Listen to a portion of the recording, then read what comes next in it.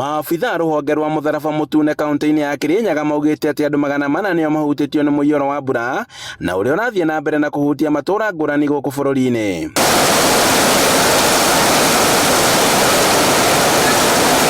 Abitha mũnene rũhonge-inĩ rũrũ kaunti-inĩ ya Kirinyaga Martin Kagoda augĩte atĩ matũũra ma thigũkũ bamĩrĩ 10 nĩcio ihutĩtio gũkinyeria rĩu gũkũ nacio cingĩ ikiuma mwena wa Mwea. Kirinyaga reke tuge mwaka ũyũ effects nĩ koretwo cia igũrũ mũno tondũ tũtikoretwo rĩngĩ twĩna andũ aingĩ mũno mathirĩkĩte. So far nĩtũhotete gũteithia andũ 320 mwena wa Mwea West. Ũndũ ũrĩa tũkoretwo tũkĩona kwa ihinda ica ikuhĩ nĩ gũkiuga mbura ĩno nĩ nene na no ĩragĩthiĩ na mbere.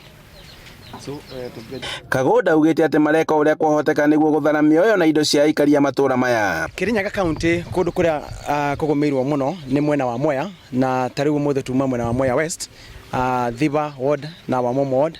Andũ indo ciao nĩ nguĩ nĩ maĩ na andũ acio nĩ tũkoretwo tũkĩmateithia, nĩ tũramahe indo cia kũhũthĩra mũciĩ, tũkamahe kitchen set, tũkamahe mĩrengeti, tũkamahe mathabuni, tukamahe mats, tukamahe mosquito nets. Kũringana na ikari mbura nene no ithiĩte na mbere na kura gũkũ kaunti-inĩ ĩno ya Kirinyaga na nĩyo icũngĩrĩirie mwaraho mĩciĩ-inĩ, ũndũ ũrĩa ũratũma amwe gũthama matũũra-inĩ mao. Twokĩrire kĩroko tũgĩkora twĩ maĩ-inĩ, wathiaga kuma gĩtanda-inĩ ũgakora wĩ maĩ-inĩ.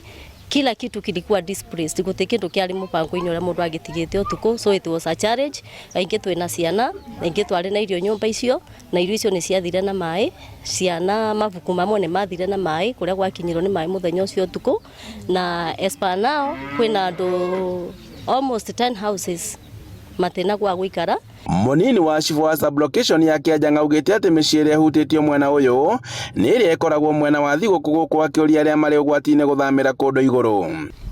Gũkinyĩria thaa ici andũ 10 nĩ mathamu makathi kwetha nyũmba handũ hangĩ, na angĩ mbura ĩngiura mũthenya ũmwe no kũthame makĩria andũ 100 tondũ nĩguo mĩciĩ mĩingĩ nĩ gũkorwo ĩkĩihũrwo nĩ maĩ. Kuma mwanjĩrĩrio wa kiumia kĩhetũku matũũra mamwe ma icigo cia ũmbunge cia Ndia na Mwea nĩmo makoretwo makĩgũmĩrwo nĩ mbura ĩno na ĩrĩa ĩrathiĩ na mbere kura gũkũ bũrũri-inĩ. Handũ-inĩ ha Inooro TV kuma thigũkũ Ndia kaunti-inĩ ya Kirinyaga, njĩtagwo Boni Wathuku.